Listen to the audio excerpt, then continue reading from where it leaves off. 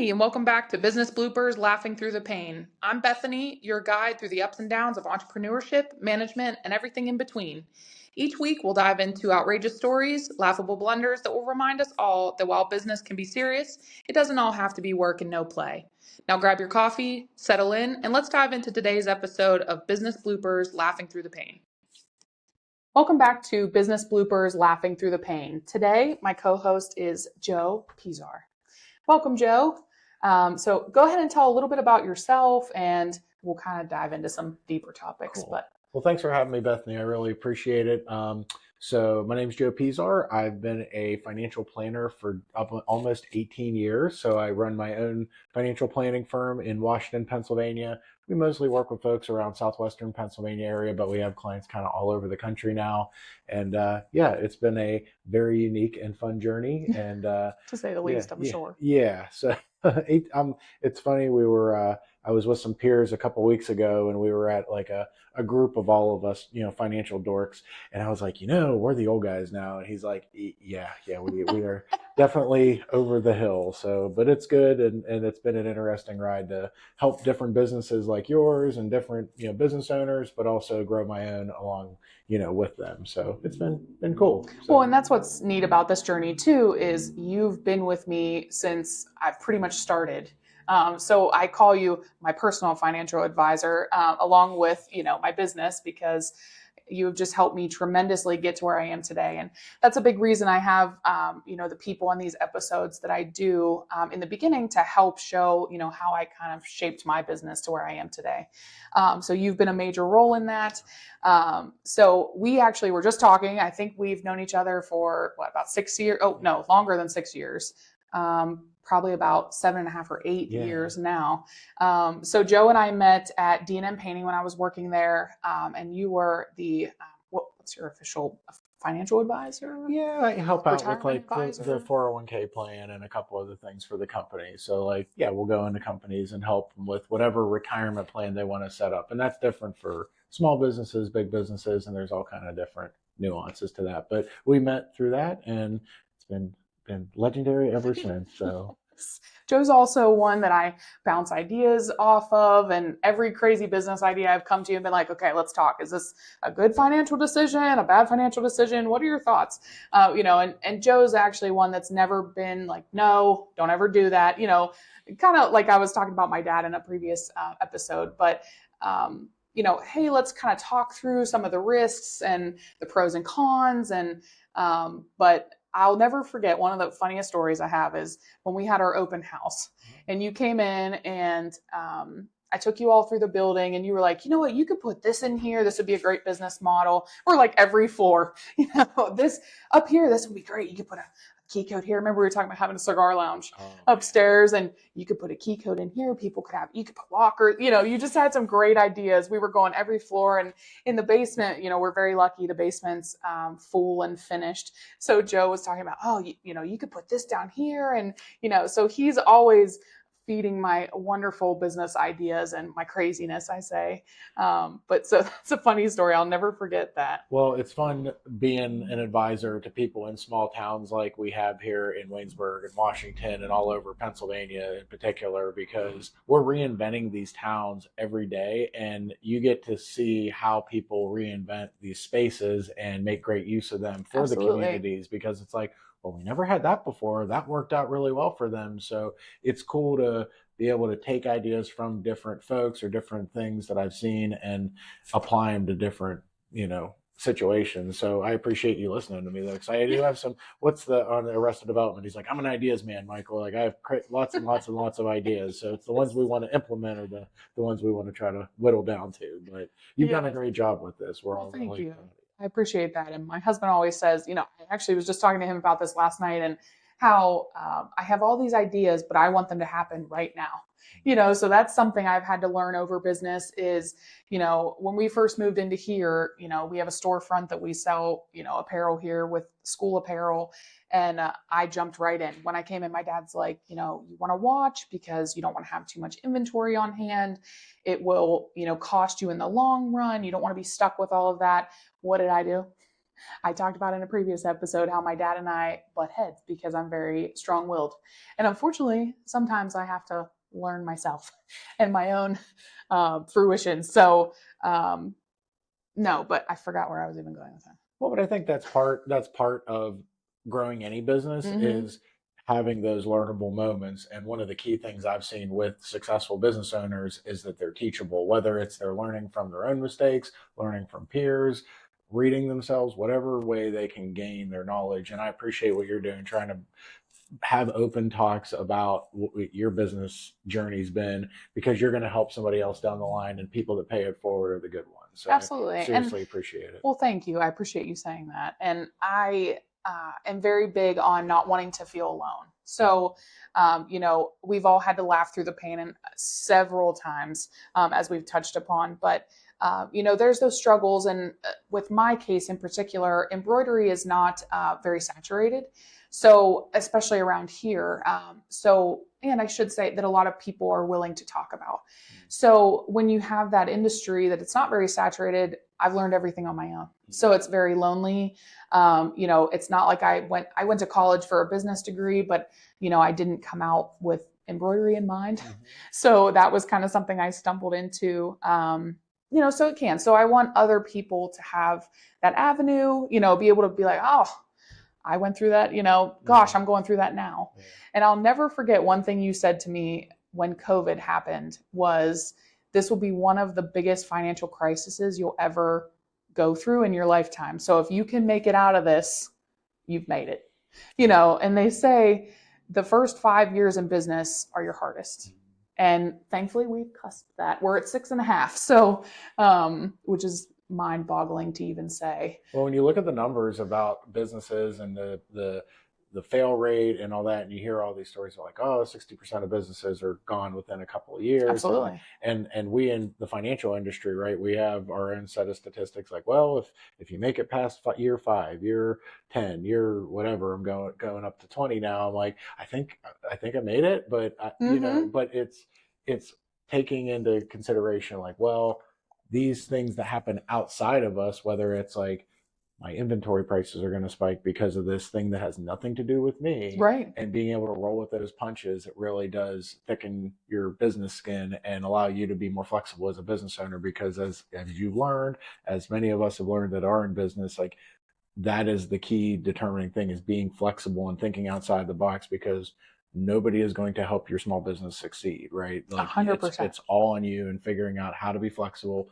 But also, and I'll give you a lot of credit as well, you guys have been growing your financial literacy as you've gone, right? Like we really have been, like, and that's not just me. And whether it's me and it's not that I'm the best financial planner in the world. There's great CFPs and He's great. wonderful. Thank you. I appreciate that. But one of the things that I would encourage all business owners to do is go find somebody that you feel comfortable and confident with, that you can speak on the same level, whether that's, we're demographically the same, we go to the same place, we have the same ideology, but just somebody that you feel comfortable speaking openly to, and agree. Somebody that's qualified to do this, right? Like right. and we talk about this in our circles, there's a lot of free financial advice out there on various social media platforms and whatever, and that doesn't necessarily mean that people are qualified to give that advice. So like, I'm a certified financial planner, I'm an accredited investment fiduciary analyst. Those are like different designations that we pick up, and there are specialty ones, right? There are specialty designations for business owners and other things. So just know who you're talking to, and I promise they're not going to bite. Like, just like you have a nice accountant now, you have an attorney that you work with, right? Like these are local professionals that want to help you out, and that is their business, is helping businesses in many cases. Absolutely. Right? So, it is a little bit intimidating, and I run into this all the time where people are like, oh, I didn't think that I would be ready to talk to a financial advisor. I'm like, well, if not now, when? Right. So just go talk to people. Exactly. And that's one thing I will say is I did early on, and I mentioned in my first podcast that all of my employees have been God-led. And I feel that all of the people in my life have been God-led, because what are the chances that we met, a year and a half before I started my business, and boom, we've had this relationship ever since. I don't feel that's a coincidence. So you have your group of advisors. So having that, and the sooner you can have that is huge, because like you said, and a lot of business owners aren't open to that. And not everyone, I'm not a conspiracy theorist where I think everyone's out to get everyone, because there are good people out there. Absolutely. You just have to find those right people that are willing to invest in you, like you have in me, to help me grow as well. Well, you're worth the investment. Well, thanks. I appreciate it. So, what is one case in particular that you can think about that you've had to laugh through the pain in your industry? Well, doing what we do, and it is fun when you get to come to a ribbon cutting or an open house for a new business or something. But we do deal with tough situations, right? Passing of a family member, closing down sometimes of a business, Sure. and those types of times when you're the confidant for folks as they go through some of the toughest things that they're going to go through. It really does. It takes a lot out of you. Sure. But learning that like that is your gift to them, and being able to be proud of that gift has really helped me kind of, I don't want to say laugh through the pain, but like, Sure. hey, Yeah. I've seen this a lot. This is going to be okay. And being able to reinforce to them, like, you're going to get through this and we're going to be stronger after this, even Right. when people are in their toughest times. And like, That's wonderful, yeah, though. yeah, and it's a gift to be able to give people solace in tough times. So I think that that's one of the things that, and I know plenty of my peers and other practitioners that I work with, like we really take pride in that, and being able to like be with somebody when they need you most, and answer those critical questions of like, what do I do now? And what, Absolutely. so that's, and I don't know if that's specific enough, but yeah, that's, Yeah. what On a little bit of a lighter topic, yeah. what would you say? Do you have one scenario in mind that either it was a tough customer, or you've literally like just had to shut the door and be like, did that really just happen to me? Yeah, and in our industry, I think a lot of it is managing expectations and meeting people where they're at, like from a psychological standpoint, right? Because we all deal with money differently, and we're Right. all at a different place from our financial literacy level. So I've had the privilege, I guess you would say, of going through quite a few recessions in my short career. So I was 2 years I into don't know the if that's a good industry. thing or a bad I don't thing. know. I'm getting good with recessions, but like, Hmm. so 2008 happened 2 years into my career, Right. and I was very young. I wasn't even a CFP yet, I remember you had said that before. and that was like, to your COVID situation, that was a very defining time. It's like, are Yeah. you going to figure out how this works and do it? Because these people are looking to you for advice now, whether, Right. so it was defining to me to say, this is what I'm going to do, and you buckle down and better learn what you're doing and how to manage around those expectations. So very scary times, right? If Absolutely. you've seen some of the movies about 2008, like, Yes, a we little bit. were on the cusp of the system collapsing, but we were able to govern people through that, keep them involved in their finances, and understand like, this is temporary, and here are things we can do now to get through that. Now, luckily, we've had a whole bunch of other recessions since then that I've been able to coach people Yes. through. But and I think that's the thing. As long as and it's like with doctors, like, do no harm and leave them better off, right? If we can leave you in a better situation, whether it's mentally Sure. or on your balance sheet after something traumatic, then we're doing our job. and Right. and that's our especially those that are CFPs, like, that's our commitment to giving fiduciary advice, right? Like, we have to give you advice that's in your best interest, Yeah. just like an attorney, just like a CPA, right? Like, It's pretty neat. I've never viewed it that way before, but yeah, absolutely. and really, like, as far as those type of profession, like you said, like your suite of professionals that you work with, like, we as advisors are kind of the youngest of those ones, right? You had the legal profession's been around since before the signing of the Right. Declaration of Independence, Yes. right? Right. And then you had the tax code in the early 1900s and 1912. So that's when like the profession of being an accountant came about.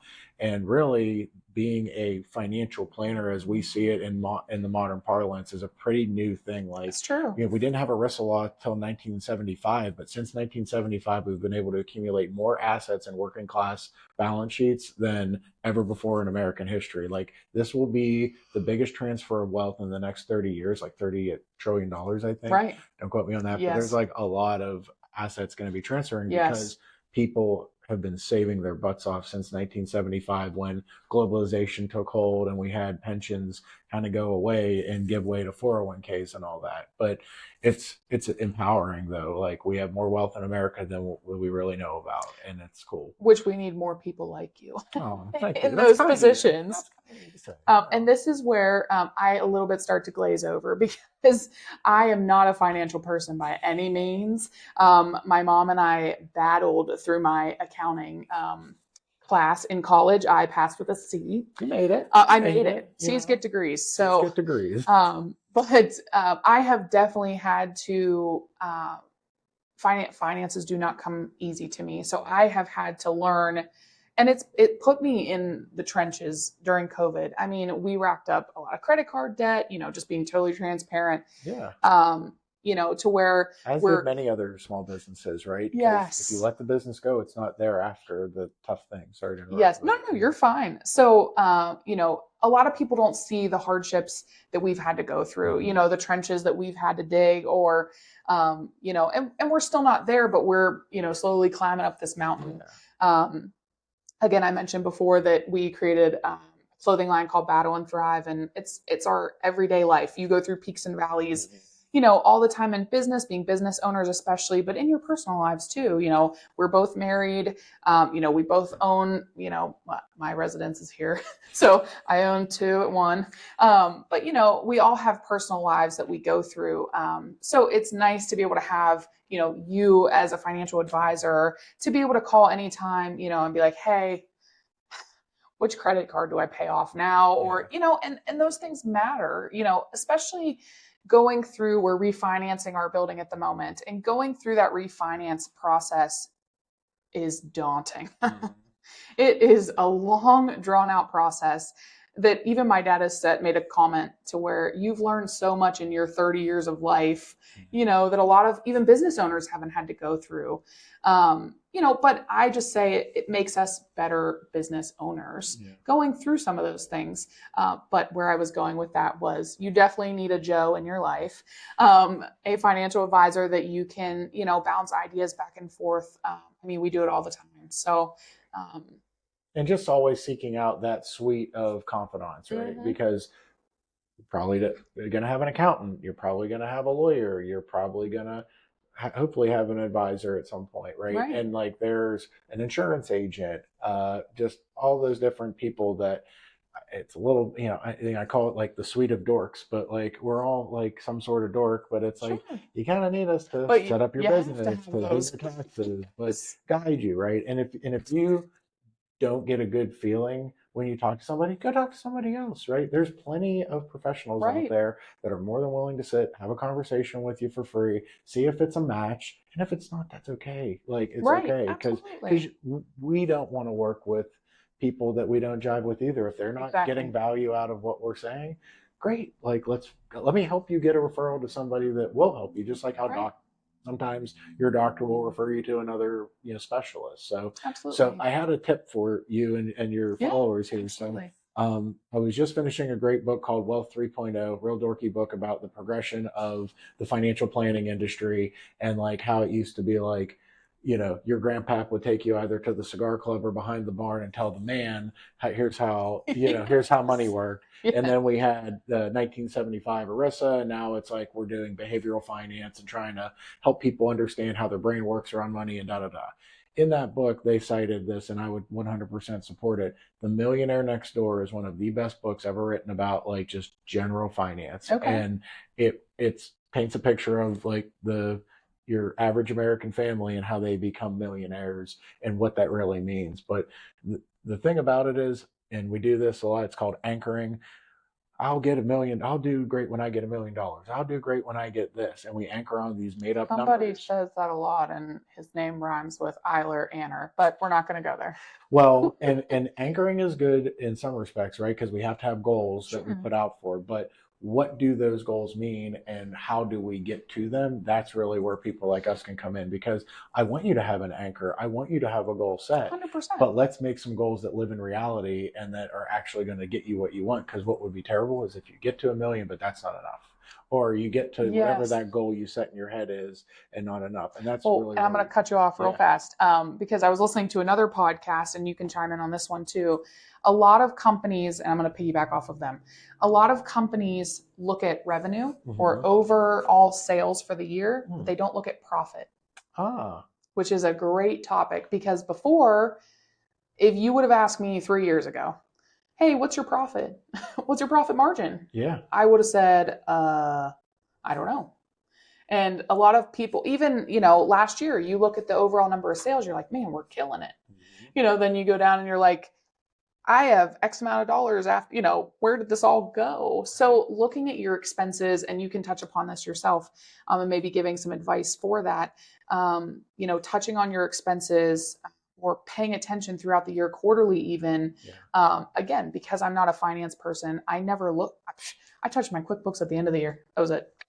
And of course I had my mom to take care of my books. So it wasn't like I was just willy-nilly, letting anybody, handle my books or whatnot. But we often hear this like in accounting, and I always hear my CPA buddies, and they're always like, it's not what you make, it's what you keep. Right. And so whatever we can do to mitigate taxes and mitigate expenses, like that bottom line number, whether it's your personal budget, your business profit loss statement, or just like what your effective tax rate is, all of those things are what you actually take home. Yes. And I see this all the times with business owners where it's like, I can't believe we had $1 million in sales this year, but I don't have anything to distribute to pay myself at the end of it. So now that might be because they had some big expense or they invested in equipment or whatever it is, but keeping that balance between what's going on in our personal plan and our personal finances and what's going on in the business, and keeping that separation of church and state, I think is very important, right? And remember, pay yourself first, right? Like we don't, one of the hardest commodities to get back is time. I haven't figured out how to get any of it back yet. Me neither. Me neither. So making sure that, like, even if it's small increments, you're paying yourself first, you're keeping an appropriate cash reserve for yourself and your business, and you're working toward that like longer term goal, right? And that's really where people like us, like, so find yourself a good CFP, sit down with them, set some goals, and we'll help you like quantify like what is that goal and why is it important. Right. And these are some things that I wish I would have known starting my business, because I didn't. And now I'm trying to play catch up. Thankfully, I'm not that far into business that I can't. But now we're playing catch up. And like, we've talked about having that cash reserve and having the cash flow. And, if you would have asked me if I had a savings account, which I most definitely do, but those things are important. And, that I was never advised. I shouldn't say I wasn't advised by my parents, which I was, because I shouldn't say that, but you don't listen to your parents as much as you do outside individuals. But so when it's coming from a financial advisor, you're more likely to say, hey, maybe I should listen to, to this. So I would think so, but now, and I will say this though, and from a generational flow standpoint, and we look at this. So if you think about it, and you're much younger than me, so your and younger generations have been kind of cross incentivized because you've lived your whole life in a zero interest rate environment. For us that are like Gen X, millennial crossovers, we were, when we were young, interest rates in banks were higher, so you were incentivized to put money in a bank and get a little bit of yield off of that. That was just kind of part of the paradigm. Now everything is digital, and you have a whole generation that has not been incentivized, for lack of a better word, until like this year with higher interest rates in a bank. So it's like, why would I put money in a bank and lose it because inflation's going to get it? I'm going to get 0%. So we're fighting this kind of, there's no cabal training everybody on how to think, but like you have a whole generation that's been incentivized either toward being exceptionally risky or terrified of any risk. And that's not healthy, right? Like you have to take on some risk to get to where you need to be. We have to accept that inflation is a real thing. But now we're in a higher interest rate environment. Remains to be seen which way the interest rates go. Probably will be coming down. But we have been in an unnormal interest rate environment for all of our adult life. So it's not totally you, but you're making progress on fixing it. So that's the important thing. But you hear what I'm saying, right? You can't, and a lot of times people that are business owners, they're going to blame themselves like this is all my fault and this 100% me. Like sometimes it isn't. It's Sometimes not. it's a societal pressure thing. Right. Sometimes it's generational pressure, whatever it is, but we're all able to overcome that as long as we get knowledgeable about where we're at. So I agree. for those youngins out there, start your cash reserve and go find a nice money market or savings account or a Yes. CD, Right. and start learning how to make some guaranteed interest in your accounts, Absolutely. because if you're able to keep that money up with inflation, you don't have to save it again. Right. One of the things that I've stuck to over the 18 years that I've been able to practice is we only get to spend every dollar once.